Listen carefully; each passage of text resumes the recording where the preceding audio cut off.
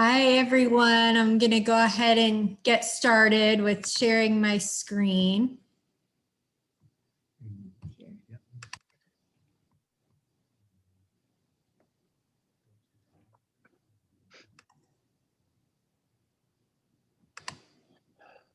There we go. Excellent. All right, so everyone can see the PowerPoint slides. Give me a thumbs up. Yep. Good. And I just want to remind everyone at the outset that this is being recorded for future sharing and viewing by others unable to join today. So welcome everyone to Midlothian Breeze, first community education event on purple air monitors with a roundtable panel discussion with the experts to follow. So here's a brief agenda. We're going to be reviewing sources of our pollution, why the pollution is significant, how our purple air monitors can help, and that will be followed by the panel discussion. Members of the panel include Dawn Everingham, Karen Donahue, Lakeitha Waratne, and Dr. Lou Lang. And I'll be giving more detailed introduction to the panel when we get to that portion. But just a few housekeeping things. We want to make this as interactive as possible while making sure that everyone can listen clearly and for the presentation to go smoothly. So everyone is currently muted. We encourage you to enter all comments, questions in the chat box. And then when we move to the panel discussion, we'll be taking questions first from the chat box.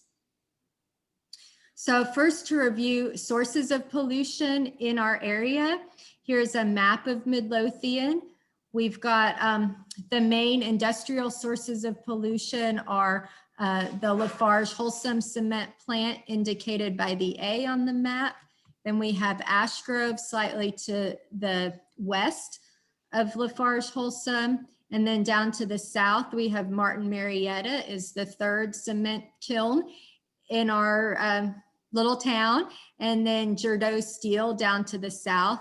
And I also want to point out, it's not indicated on the map, the one EPA/TCUQ monitor in our area is positioned right about here to the southwest of Lafarge Wholesome and Ash Grove, which is the opposite direction of the usual prevailing wind stream, but it's probably captures emissions from Martin Marietta and Jordo Steel relatively well. So what exactly is that smoke you see coming from the cement plants? The common response among community members, it seems like it's drilled into our kids, is that it's just steam, or it's the cloud factories. But one thing we're here to tell you is that's not true. There's a lot more in that smoke than just water vapor. There may be a little bit of water vapor, but most of it is really smoke from burning the various fuels required to maintain temperatures around 2,500 degrees continuously for the manufacture of cement. And this is the Lafarge Wholesome plant pictured here. One thing to keep in mind is there's all sorts of different pollutants. I mean, all the EPA priority pollutants are being emitted by the cement plants, but there's also a lot of other things that aren't carefully regulated, like heavy metals, arsenic, et cetera, that comes out.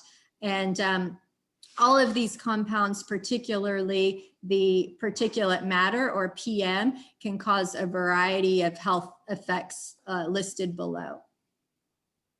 So today we're going to be focusing exclusively on PM or particulate matter because that is what the purple air devices measure. So just keep that in mind. It's only one piece of the pollution soup that we see in our area. So what are the dangers of PM to you? This is just, some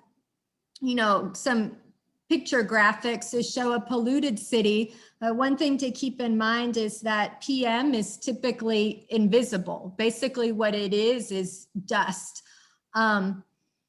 But there are other types of pollution, ozone, for instance, that will tend to create this more smoggy appearance to the air. But then as you look down the picture, the lower left-hand corner, the material gathered, that sort of stick appearing object, this is a human hair. So it's to show you how tiny the PM 2.5 is compared. It's about 1/30th the diameter of a human hair. So it's so tiny that it easily can be, transmitted from your nose down into your lungs, directly into the bloodstream. So that's one reason why it's able to cause health effects ranging, all the way from dementia to heart disease to lung disease to cancer, because it can circulate all throughout the body. And the picture in the middle is to indicate an emerging area of health concern with PM, is that it's not just the PM itself that's harmful, but also the fact that it can act as a carrier for additional harmful materials like heavy metals. So this is to show the PM acting sort of as a sponge for heavy metals and other complex pollutants in the atmosphere. It can carry it through the bloodstream to all the vital organs, causing additional harm. So while we're not going to be focusing much on the Wholesome Permit today, I just want to tie into that, because the Wholesome Permit request was really the impetus for the formation of Midlothian Breathe. So in a nutshell, this is why we're concerned about the Wholesome Permit, and this is how it ties in with air monitoring. So this is Wholesome's own projections about PM 2.5. And the EPA looks at it from both the standpoint of average levels over 24 hours as well as annual emissions. So the EPA sets the max for a 24-hour average of PM emissions to be 35, and the annual average to be less than 12 optimally.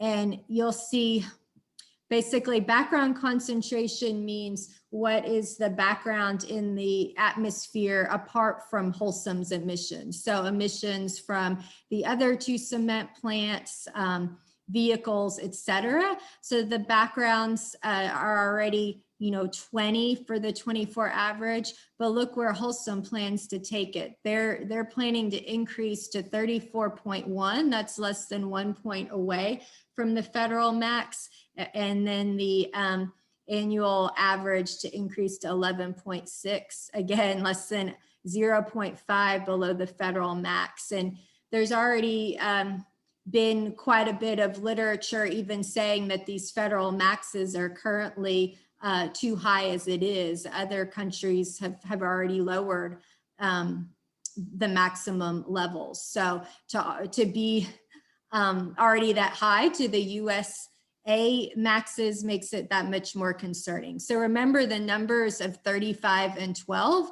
moving forward when we're looking at the purple air data. So here is the purple air monitor.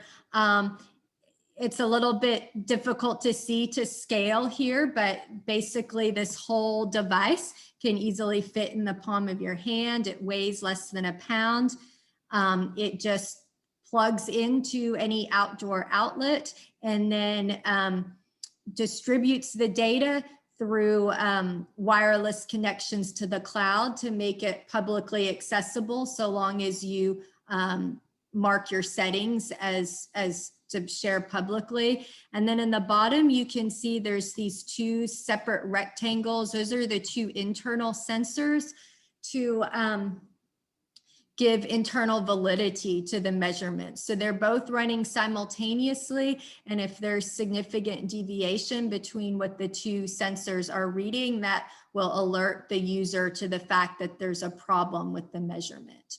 So purple air monitors are not the end all be all. The reason they haven't been used primarily by the EPA, TCQ, other regulatory agencies in the past is that they don't have the accuracy and long-term reliability as compared to the government sensors. Also, they're only measuring the particulate matter. They don't measure the NOx, the ozone, all those other harmful things.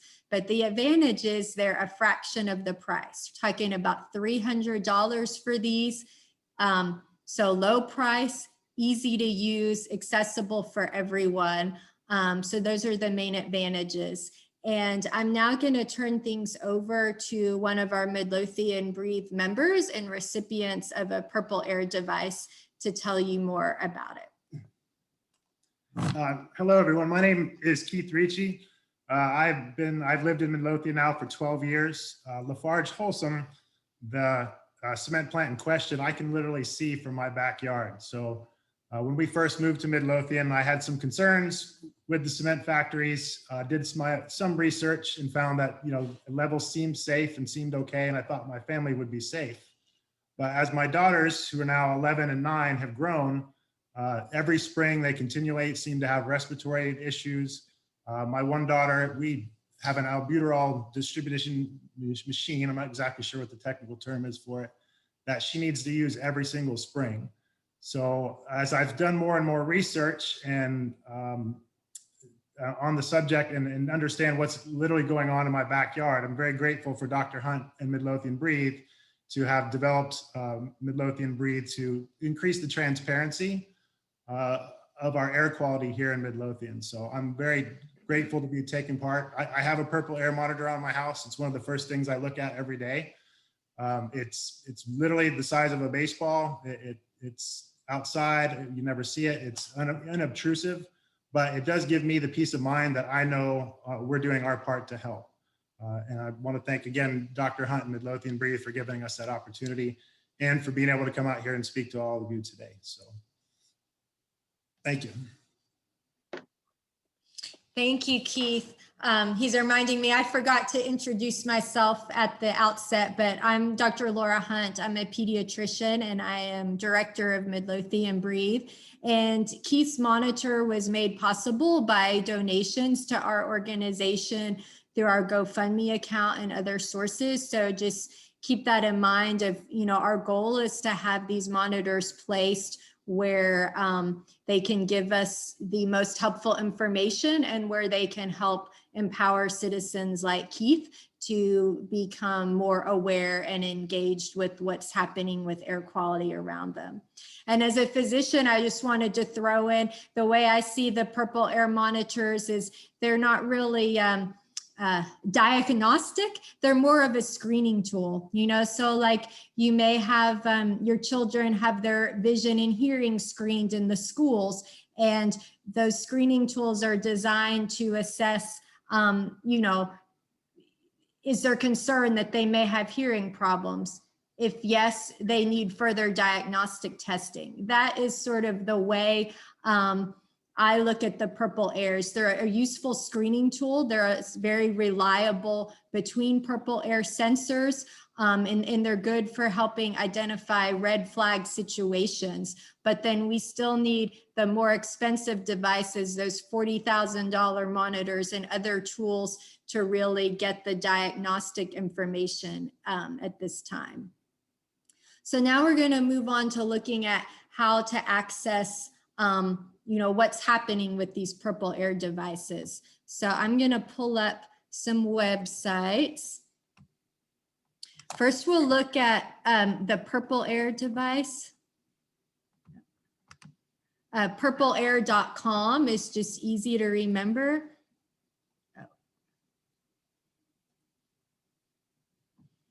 Okay. So you'll see here, we've zoomed in on Midlothian and notice that it's showing 6 different monitors. The numbers are the US AQI, which for the PM 2.5, it factors into a few other things than just the pure raw PM measurement. It's also factoring in humidity and a few other things impacting AQI or air quality index. And then you've got the spectrum from green to red indicating risk levels. So green is good, yellow is moderate, meaning individuals with underlying respiratory conditions may have issues when you're in yellow range.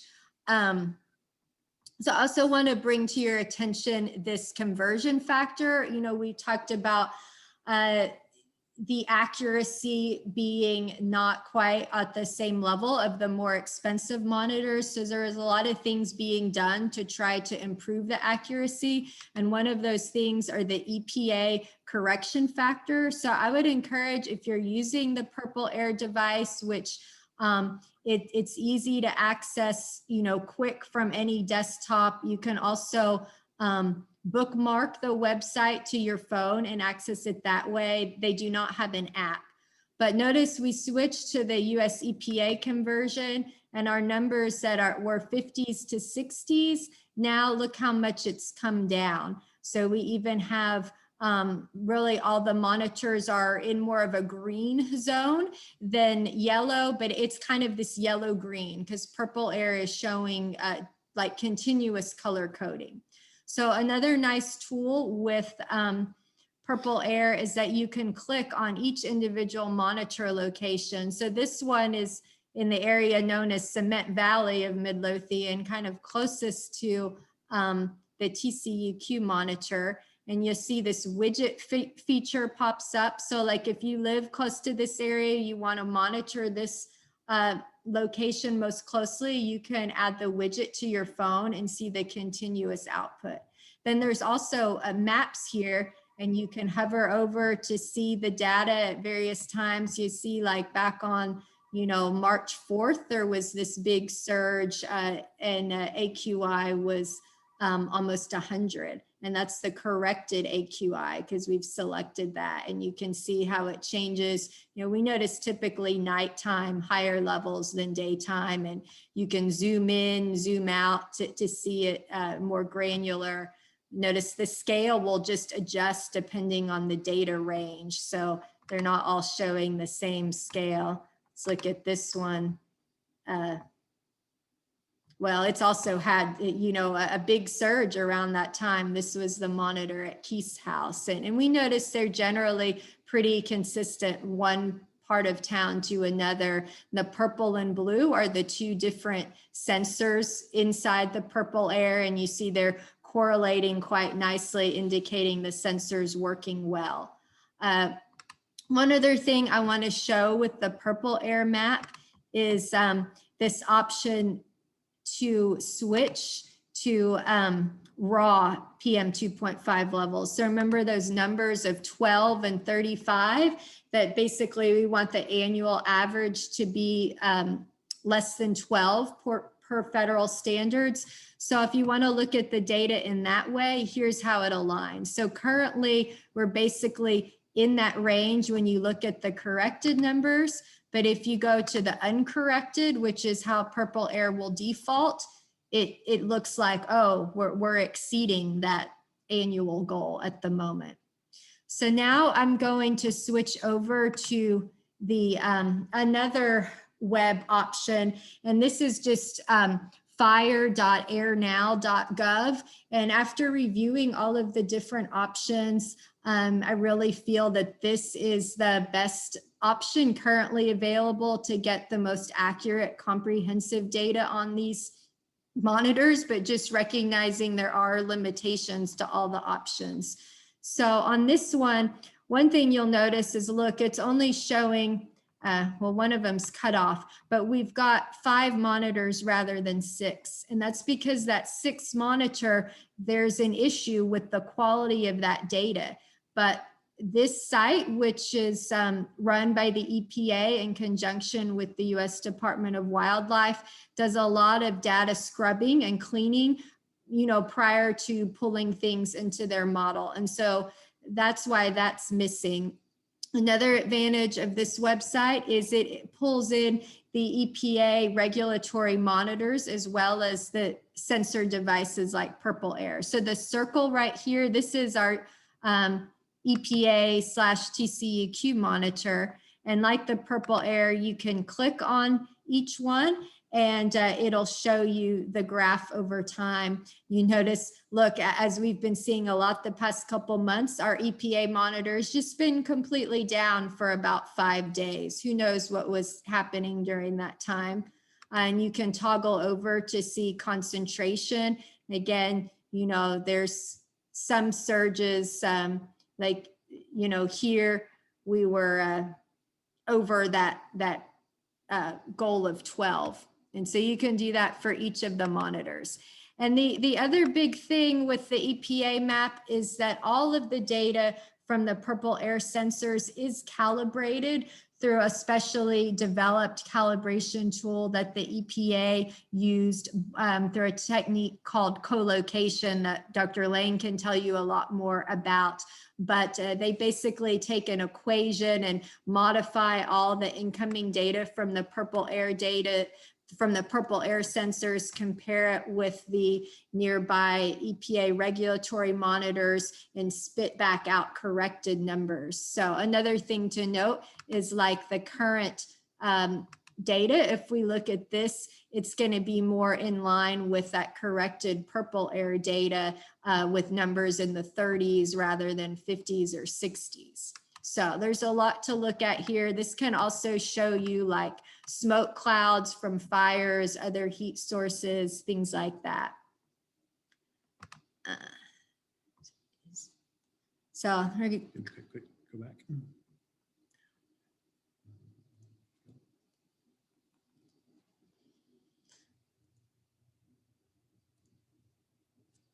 okay, so back to the presentation. Again, here are the websites to access those sites.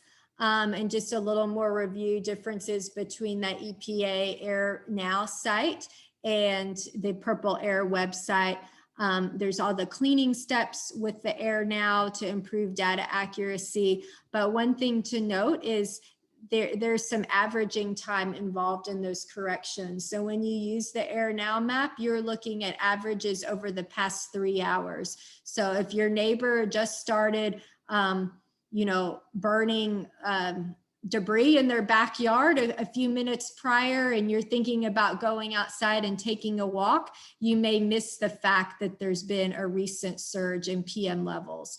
Whereas the purple air, even with the correction, it's over a shorter time frame, like 2 minutes. So you're going to be seeing more up-to-date information. And the only kind of data scrubbing, internal quality assurance that's done with purple air is that those internal sensors, and if there's big disagreement between the A and B sensor, that will be taken off the map. So another like graphic display, as I already mentioned, another difference is that Air Now uses discrete colors for the AQI, whereas purple air shows a continuous range. So, you know, with the Air Now map, if your air quality is at 49 on the AQI, it's still going to be bright green, whereas purple air is going to show that as a more yellow than green because it's approaching that moderate range level.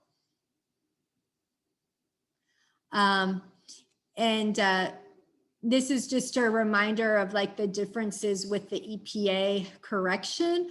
So the purple air data, like we're tending to see more red on this map, because one thing that's been found overall is that the purple air sensors, when their info is off, it tends to overestimate more often than underestimate. So when you're looking at the non-calibrated data here on purple air, it's making things look a little bit worse than with the Air Now where it is calibrated. But a further complicating factor to that with the EPA studies are that they found in our part of the world that it may be that the purple air data actually is an underestimate of PM, because our sources of PM tend to be larger density material like gravel, asphalt, those types of materials versus the wood fire smoke that's really low density. So that's still being investigated.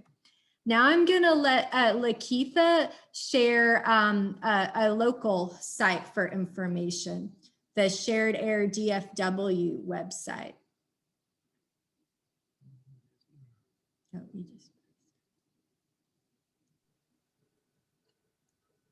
I don't think I have the rights to share it yet.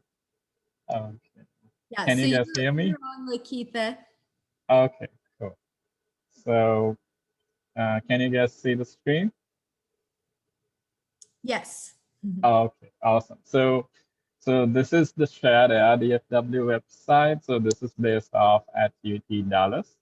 So I'm a graduate student there. So we do have a lot of sensors in our website. So one of the main ones is Purple Air.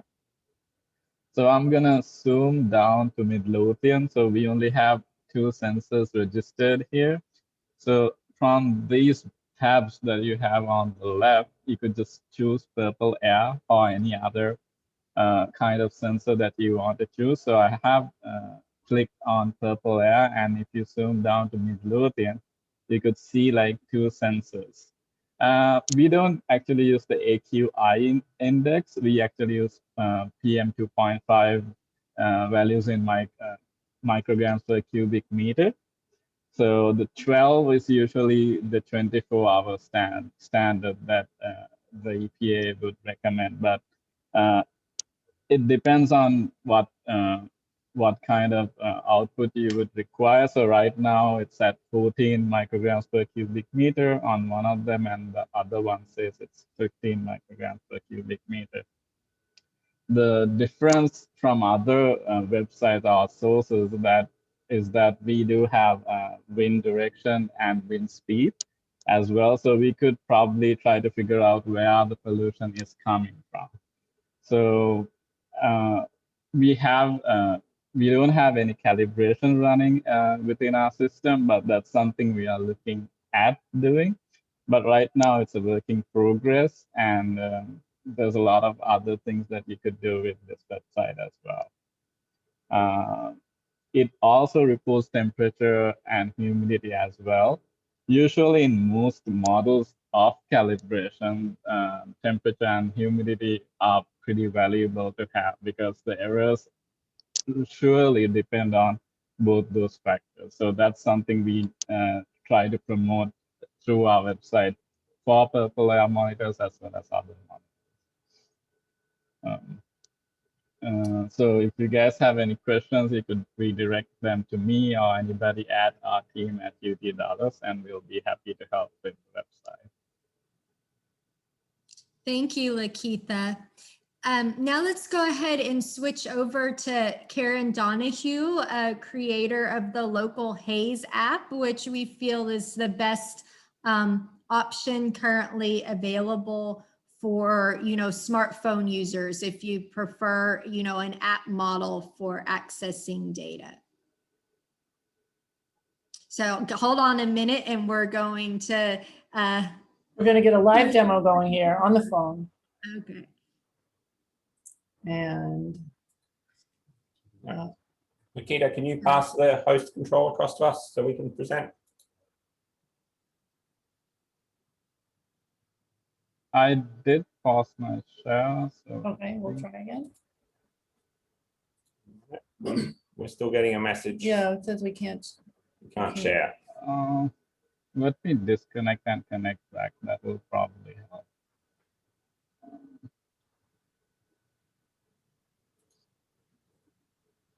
Or maybe I have to go into precision. Still release it. While we're waiting, we'll show you what a Purple Air sensor looks like. We've got one here. So as was mentioned, it's so it's literally a 2.5-inch piece of PVC pipe, and underneath it, so it's hidden from the elements and the rain and everything, is the actual sensors. So you can see in the blue sensors with the little fan holes where it's sucking in the air to be measured. okay. I think we can share now. Thank you. Okay, so let's get the live demo connected here. And just a reminder, we do not have any, proprietary or other relationship with Local Haze, and it is a free app. We're just sharing this from an purely informational standpoint. Okay, can everybody see the app? Give me a thumbs up. Yeah? Well, Okay, we so see we're, your screen, but I'm not sure if you've started the demonstration yet. I'm not seeing that portion. oh, you're not seeing the phone screen? No. Okay, hang on. Let's retry the We're the gonna try sharing again. We had this.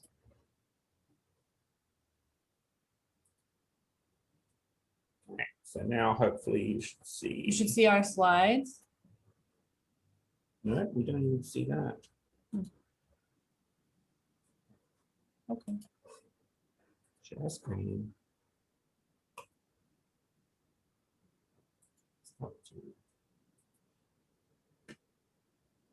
Okay. What do you see at the moment? Do you see a slide? Just a blank screen. Yeah. We don't see anything yet. Okay. How about we just do the share of this? Of the- Okay, we're gonna try a different way to share now. Let's see if we can. Now, I was Okay. able to see your slides before, so I think if you go back to the slides, that will work. Yeah, do you see it? Do you see the screen now? Still not yet. Do you see it now? No, but one Okay. thing you can do is go back to my presentation, because I do have a slide on local haze, and then maybe when we get to the panel discussion, we'll try again on. Yeah. Okay, Okay, that's fine. So Thank you. we can discuss it. Yeah. Oh, so you need to, stop, Stop cease sharing. and post it to pass back to me.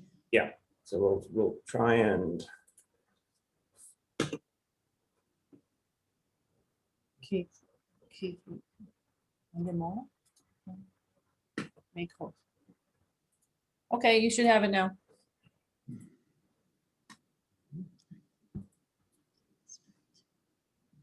Okay. Now do you have it? Yes, okay. So here is the local haze app. You can see, you can find it in the App Store for Apple devices.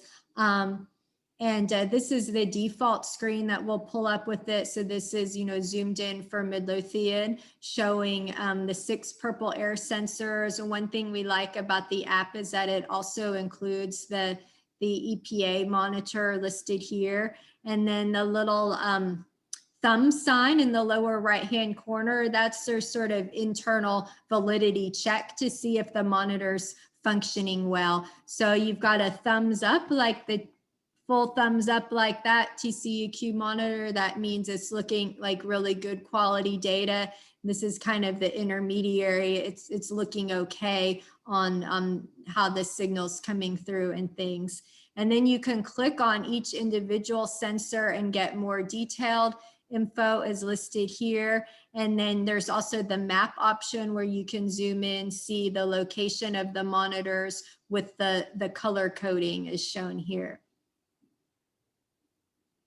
So we're running a little short on time, so I'm just going to go pretty quickly through these last few slides. And this slide is one of our panel experts, Don Everingham's work that he may want to elaborate more on. But our goal moving forward with the Purple Air devices for Midlothian is we'd really like to build a robust network of having monitors positioned in the optimal locations to really track what's happening with pollution from our various sources. And in order to do that, we have to pay close attention to average wind speed and direction, and that's depicted in the wind rows on the right. You can see, so this is over a 10-year period, looking to see what is the usual direction and wind speed at different across different times of the year. And you'll see the vast majority of the time our wind is out of the south, southeast, and then next most often southwest, and much less often coming out of the north. So this is the, kind of first draft rendition of the map that Dawn has created for us. And so the center of Midlothian is here in the middle of the bullseye, and all the little P's are the target locations of where we'd like to have purple air sensors placed. And this is, these target locations are determined as a combination of, wind direction relative to positions of the sources of emissions, and then also taking into account topographical influences like elevation. So just another way of looking at it, the same graph. And we have further education planned on that as well. So some future directions, things to think about moving toward the panel discussion. One thing is that while monitoring is great, there's only so much we can do after the fact. If this wholesome permit is approved and they're allowed to burn more pet coke, increasing the PM levels, it's going to be hard to overcome that. So if we can keep it from happening in the first place, that's going to be really the best thing we can do right now to promote better air quality. But unfortunately, that's a costly process with the TCUQ. So we're greatly in need of funding for attorney fees for that. Another future goal is, of course, growing our monitor network. We also need funds for purchasing, I think it's about 20 monitors in that target grid map distribution. Eventually, we'd like to use air sampling to identify hotspots. We would like to use the purple air sensors to help just gain community interest, promote education, et cetera. And then day to day, the monitor data can help guide people to make healthier decisions, particularly for those with children with asthma and things like Keith mentioned. If you're thinking, oh, we want to go outside, some point today, but you've got that purple air, you check it and you notice there's, you're in the red range. Well, maybe you want to encourage the kids to wait till later to go outside to play. Then on a bigger scale, we're hoping to use the purple air sensors to influence local politicians and other stakeholders, ultimately influence environmental regulations, keep local industry accountable, and just generally help those that are skeptical of our efforts to understand transparency is our goal rather than the loss of jobs, excessive regulation, or plant closings. So now we're going to move on to phase 2 of the presentation with our expert panel. So you've already met a few of the members. Karen Donahue, the creator of the Local Haze app, will give her a chance to have a take 2 on the demonstration of that. Lakeitha, who is a research assistant with Dr. David Larry at UTD, is focused on using machine learning to develop low-cost, high-accuracy monitors that are more equivalent to the government monitors, and those are incorporated into the shared air DFW network that he shared earlier. And then we also have Don Everingham on our panel. He is a retired engineer, and I'm sorry, it's not with ExxonMobil, that was put in error, but he's involved with, in the past, projects on reclamation of mining areas and things like that. He's also currently involved with Preserve Our Hill Country and the TRAM Coalition of Texans for Responsible Aggregate Mining. And then we also have Dr. Lou Lang on our panel. She's an assistant professor in geospatial sciences at the University of North Texas and has a project currently underway utilizing the purple air sensors in the Denton area. So let's see where we're at with questions, comments from the chat. Have we had anything? Not yet, but it is open. Okay. We're going to double check that. Karen, are you ready to try again on the demonstration? Or do you want to wait on? Try again? No, I don't think we'll try again, but I can try to share my slides and show a video. Do you want to try that? Okay, sure. Okay. So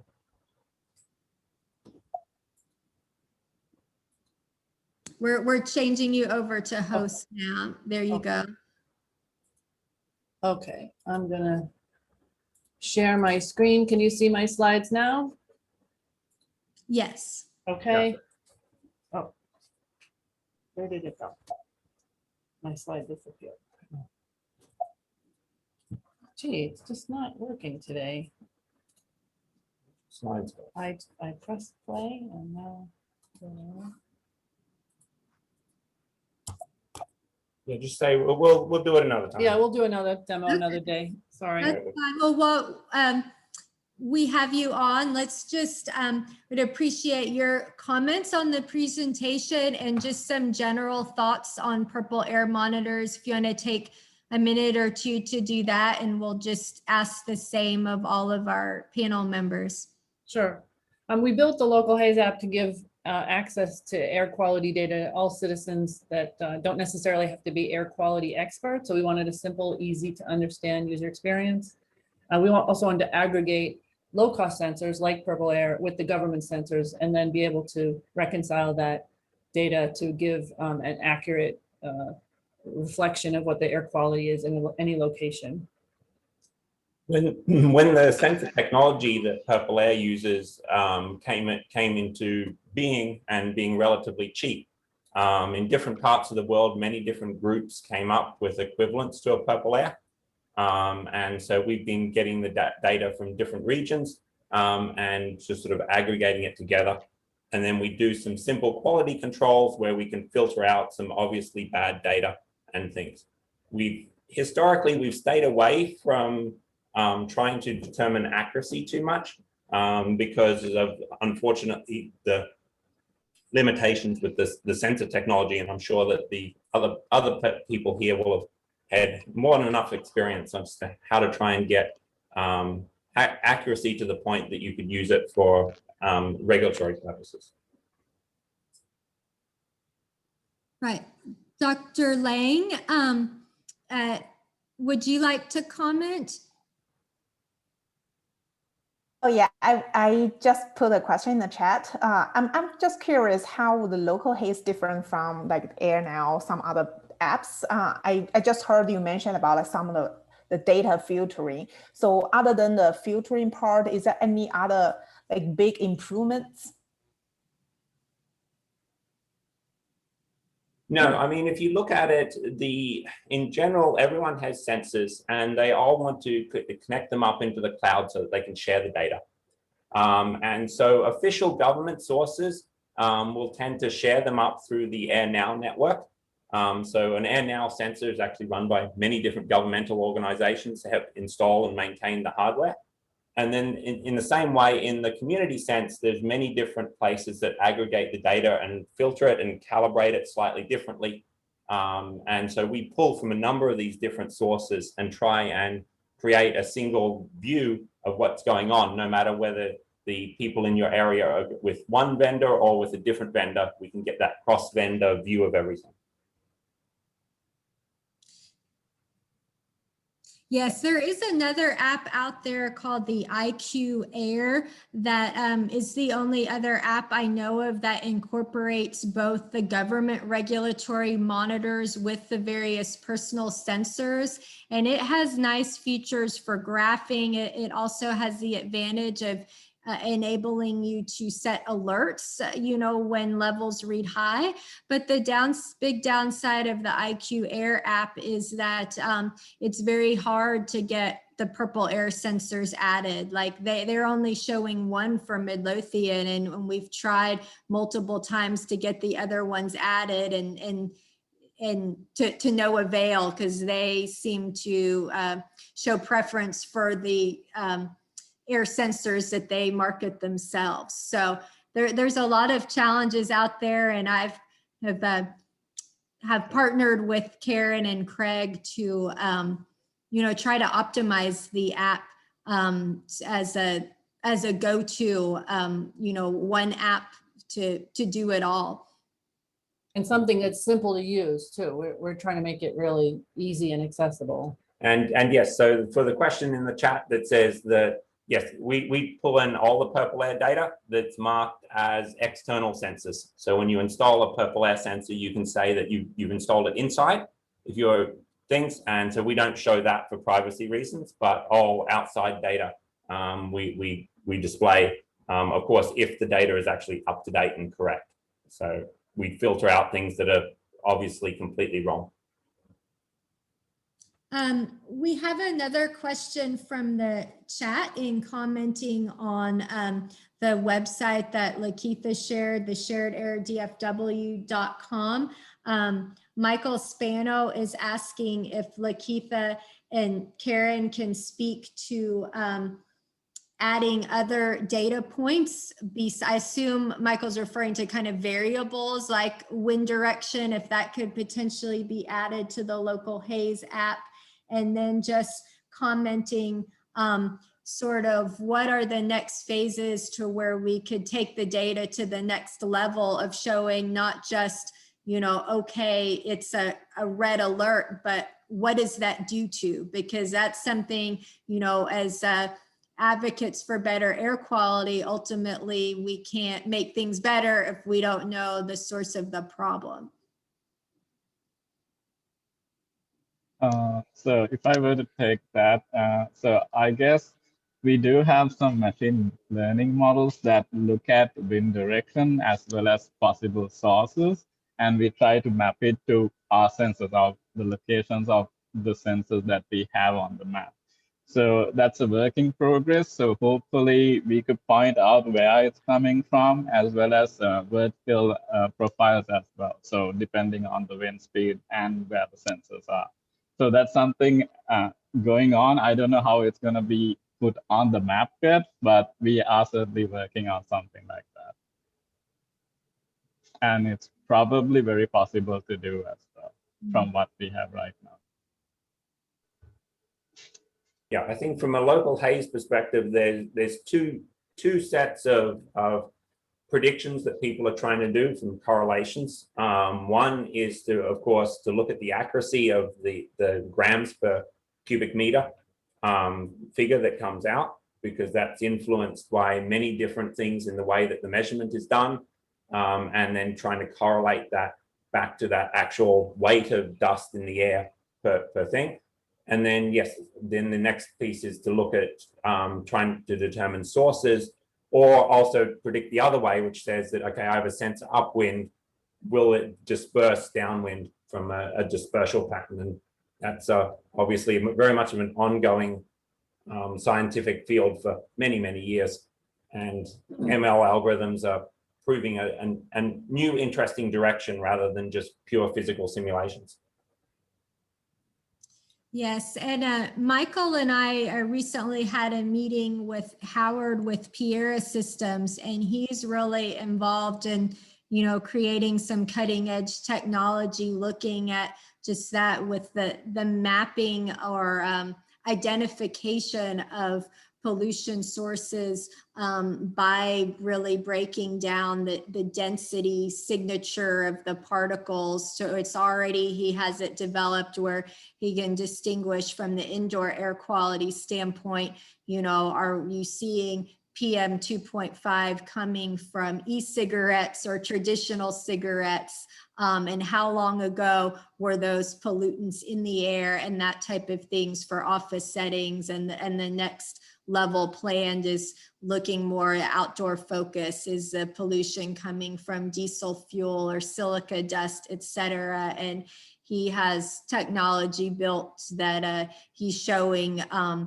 accuracy to within about 5% of the government regulatory monitors for a cost equivalent to the Purple Air monitors. So there's a lot on the horizon.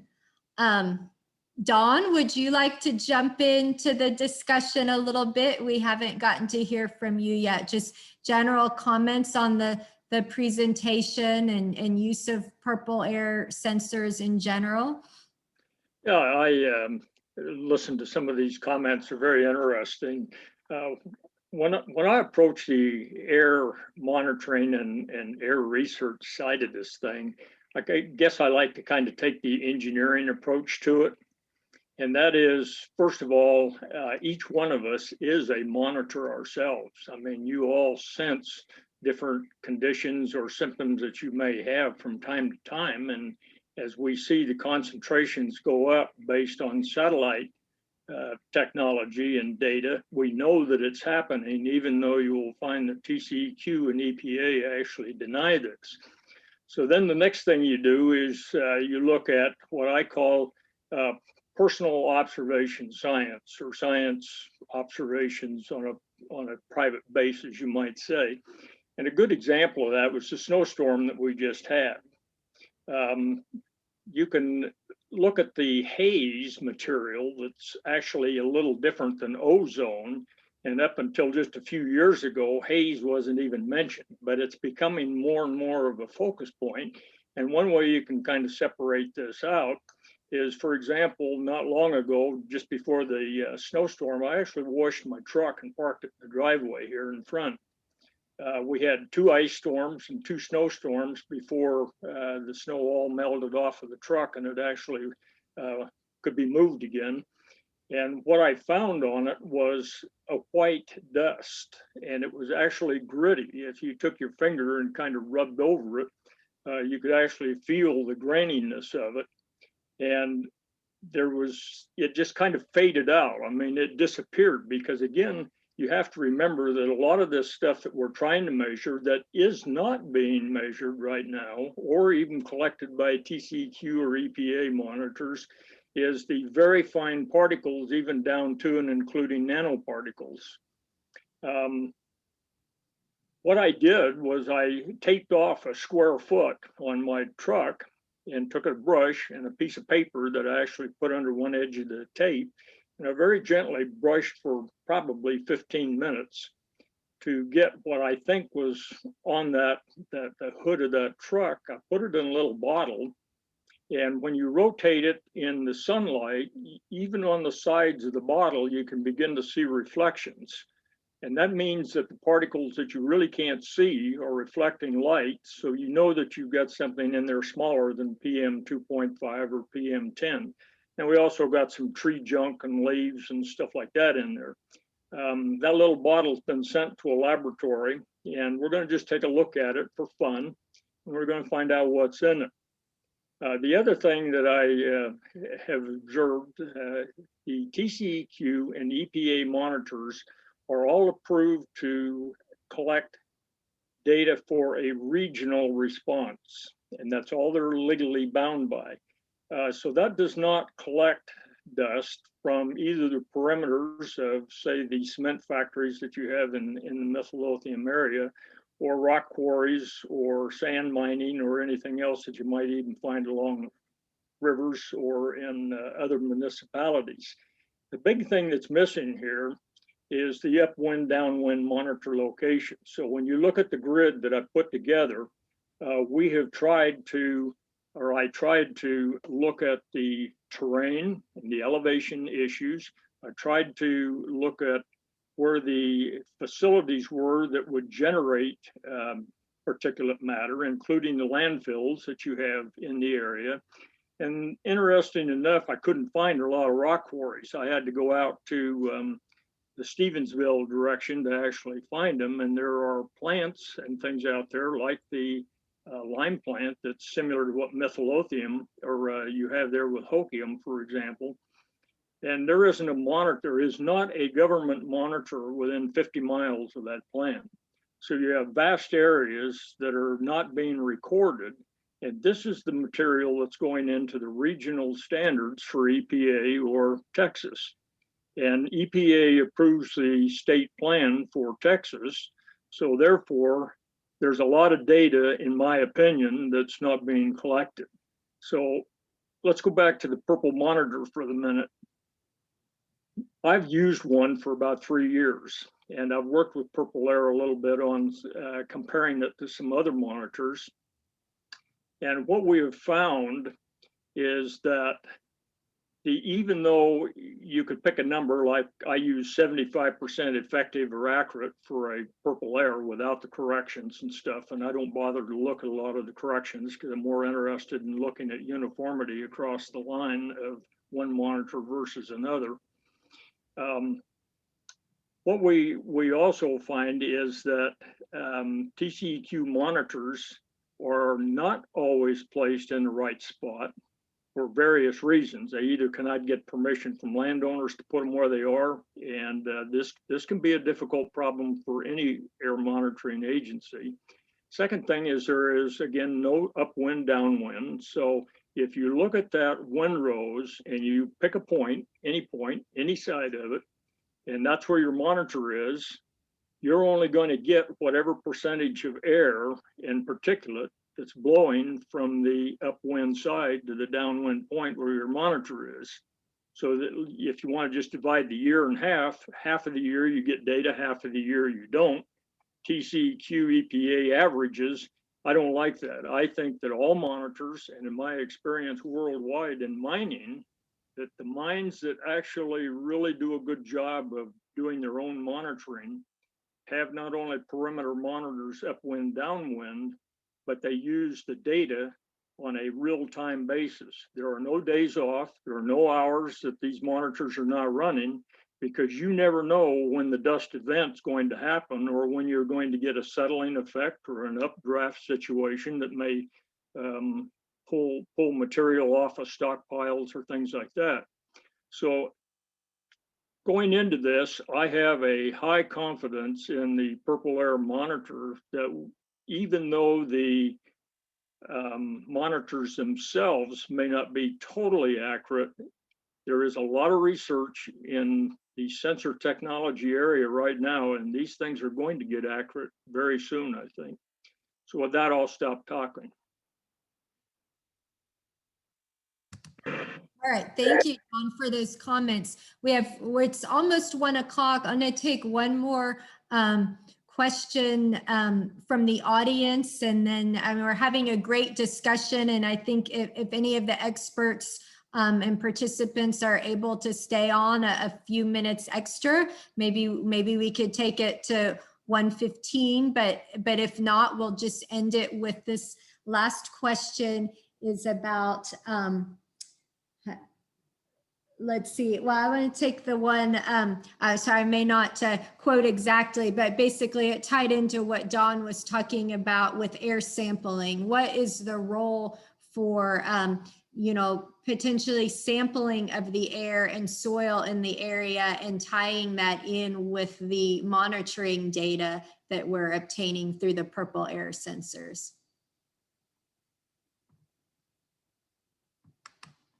Well, let me ask a question here.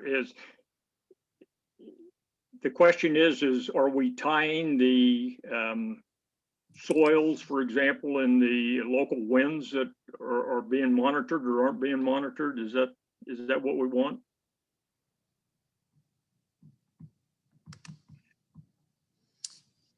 Well, here, let me just say what I think. One of the things that we have to be very, very careful of in air monitoring is that if we're looking for, like in this case, the APOs and what they're impacting our health and environment, is we cannot include data or natural events such as dust storms that come out of central Texas or, things that naturally occur.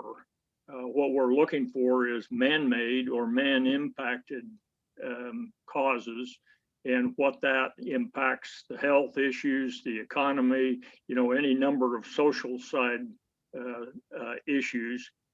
And that's kind of the way I look at it. So when you put these things together, it's very, very important to understand where all of these particulates are coming from. And that's where the Purple Air is eventually maybe going to identify a hot spot